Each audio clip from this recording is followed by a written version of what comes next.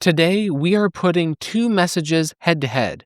A Seventh-day Adventist preacher, Doug Batchelor, says that you are saved by grace through faith, created for good works. But a Muslim scholar, Shaykh Omar, says that the deeds that you barely remember might be the very thing that saves you or condemns you in the grave. So we got to open up the Bible and go point by point, comparing truth versus error. In a few minutes, you're going to hear Shaykh Omar describe what happens inside the grave in a way that sounds intense and spiritual, but it directly contradicts what Jesus said about death and judgment and grace. So stay with me, because we're going to compare each claim with Scripture and with the gospel of Jesus Christ. I'm Pastor Ben, a Seventh-day Adventist pastor, and on this channel, I compare truth with popular spiritual deceptions and expose the errors.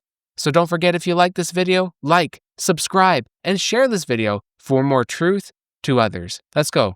So if you want to hear more clear, no fluff Bible analysis, go and subscribe right now and hit the bell icon so you don't miss anything. This is stuff that you're not going to hear in pulpits. So before we finish, we're going to see how one of these teachers places another mediator between you and God. And that one point alone is the difference between eternal life and eternal loss. You can't afford to miss this.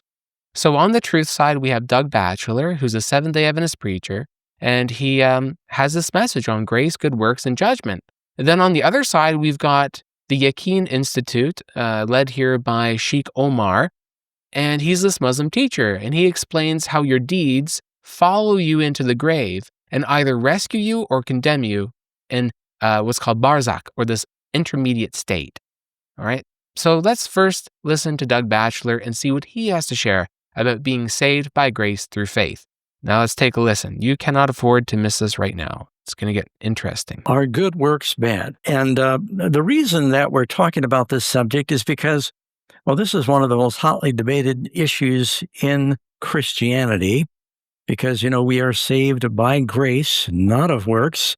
There's always the risk that we're going to be thinking our good works are somehow earning our salvation. But that pendulum can swing too far one way, where people say, grace, grace, grace, and then they live worldly lives, and they say, well, don't ask me to do any works, or don't ask me to live differently, because then you're a legalist. And it's like there's overcompensation. And so I thought it might be healthy for us today to talk about what is a biblical balance between these very important subjects of being saved by grace, and yet we are called to be godly people following Jesus. Now, I don't know how many of you are California residents. Most of you who are members, I'm guessing. I see some of you still have your Nevada license plates because you don't want to pay registration.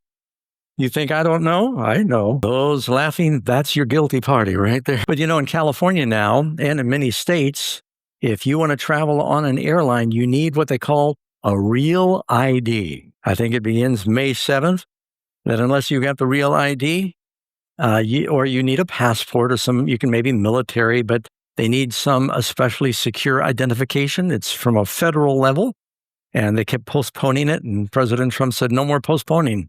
And I heard just recently a friend, they went to the airport all excited to take this trip, and they did not have their real ID. They had planned on it. They did not have a passport, and the plane took off without them. I remember years ago after 9/11, you used to be able to fly to Canada with just a driver's license. But after 9/11, you needed a passport. And I was on my way to a men's meeting, and I got to the airport. My bags were packed, and I was ready to go. Sounds like a song. And they said, where's your passport? I said, well, no, I'm just going to Canada. They said, you need a passport. And I called Karen, who just dropped me, to see if she could race home and get my passport and get back before the plane left. But I watched them shut the door, and I was on the outside, and there was weeping and gnashing of teeth. And I had to drive to Reno to catch another plane to make my appointment on time. It's an awful thing to get turned away at the door. And Jesus said, many, not a few, many in the great judgment will come expecting after their resurrection to enter the gates of heaven. And the Lord is going to say, I'm sorry. And they're going to say, but Lord, we taught in your streets and did many wonderful works and cast out devils. And they'll say, I don't know you. Depart from me, you workers of iniquity. I don't want to be in that group, friends. I don't know about you. I want to know that I know and be right. about what does the Lord require of me. Now, just so we can be clear what it is we're talking about, you've got this balance in the Bible between saving grace and good works. Good works are not bad, and in case you did not know, obedience is not legalism. Sometimes if you talk about obedience, the devil will try to label you as a Pharisee and a legalist, and as long as it's like, slander, that you would be, because, the Pharisees kind of went over the top, and they were trusting in their good works. But good works are not bad. That's why they're called good. But there are works you might think are good works that are worthless if they're done for the wrong reason. We're going to be talking about that. If you look in your Bible, Ephesians 2, verse 8, for by, what's the rest of that? By grace you have been saved through faith, not of yourselves. It's not something you've earned.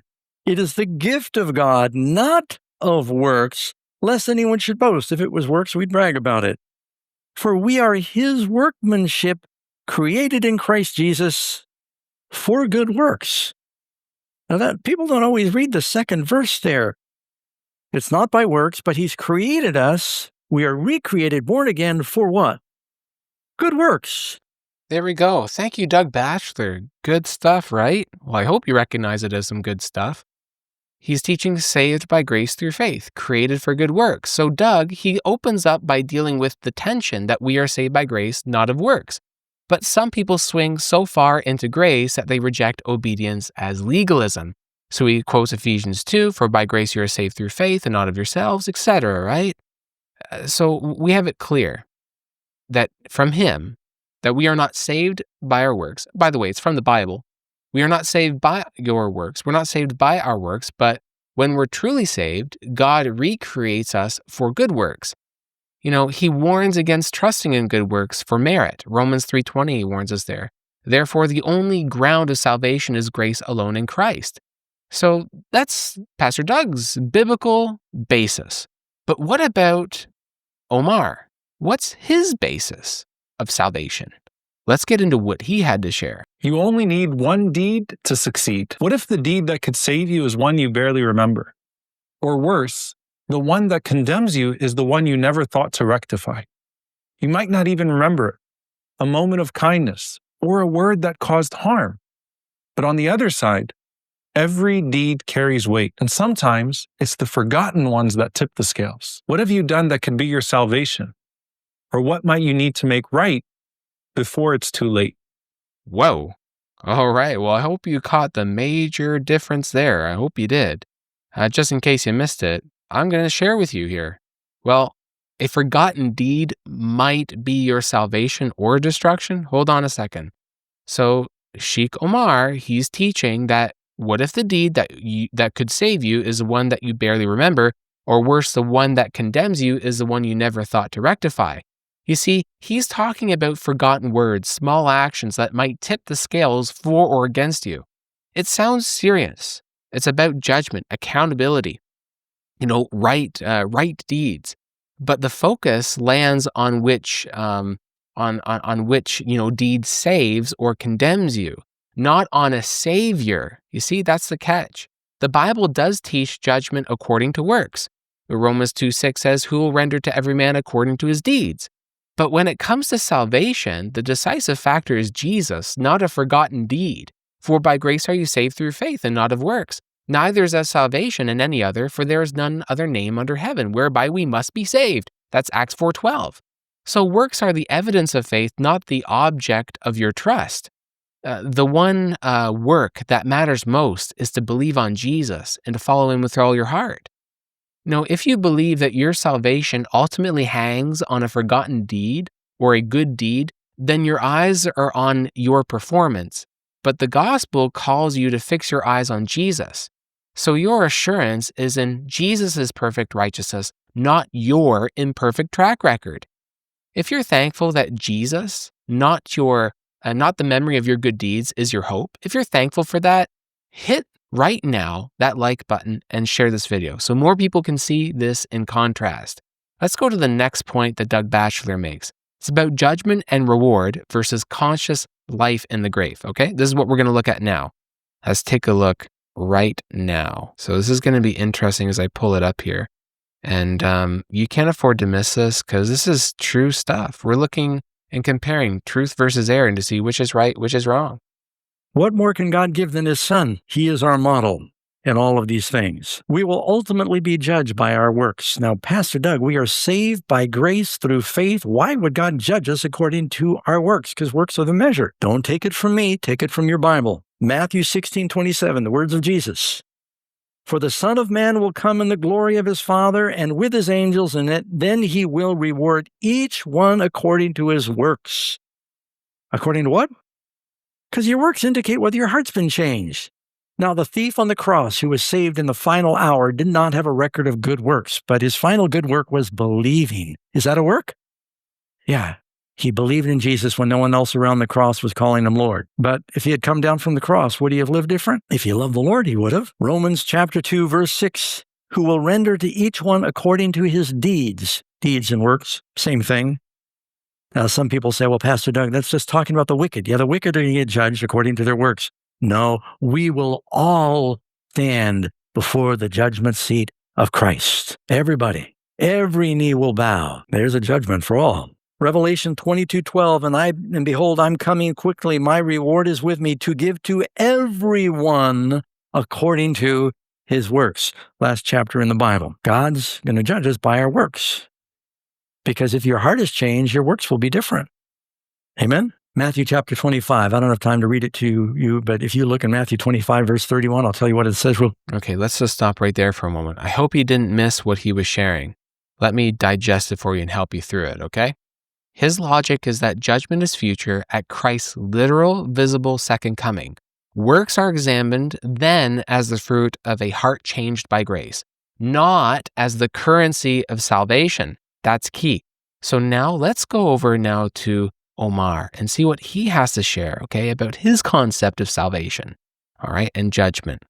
Let's go there right now. You can't afford to miss this stuff, I tell you, because, we're just comparing truth with error and seeing where everything really lies. And we don't want to be deceived, right? Ibn Yasar radiallahu anhu said that when the dead wakes up in his grave, the first thing that will come to him are his deeds. So the deeds will strike his thigh and wake him up and say, Ana amaluk, I am your deeds. So then the man will say, where's my family? Where are my kids? Where are my people? Where is what Allah has given me? And the deeds will say, you have left your family, you've left your children, you've left your people and all that Allah has granted you behind you. And you're not going to live in this grave except with me.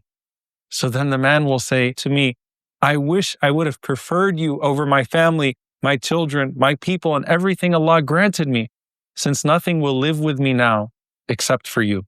The Prophet ﷺ famously said, 3 things follow you to your grave: your wealth, your family, and your deeds. Your wealth and your family turn back, but your deeds stay with you.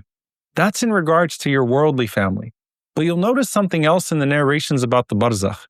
Everyone else visits you and you visit them, but you only actually live with your deeds. The Prophet said that when you see your deeds, you would already know from the look of them what type of news they bring you.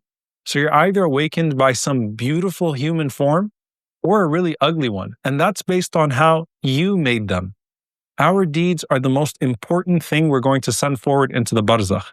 They protect you, they accompany you, they live with you, and in some cases, they save you. Whoa! Did you catch that? I hope you didn't miss that. You see, his concept is that when the dead wakes up in the grave, his deeds strike his thigh and say, I am your deeds. Omar, he talks about how this individual asks for family and possessions, and the deeds reply that they're all gone and he will live with his deeds in the grave.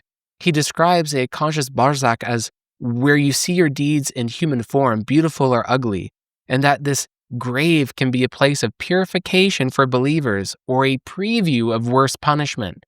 Woo! Scripture calls death a sleep, not a conscious half-life with talking deeds. For the living now, or actually I should say, for the living know that they shall die, but the dead know not anything. His breath goes forth, he returns to the earth. In that very day, his thoughts perish. That's Psalms 146, verse 4. Jesus himself called death sleep in John chapter 11, verses 11 to 14. And also Jesus taught that the dead rise at the last day, not have some sort of chat in a grave world. Spooky, right?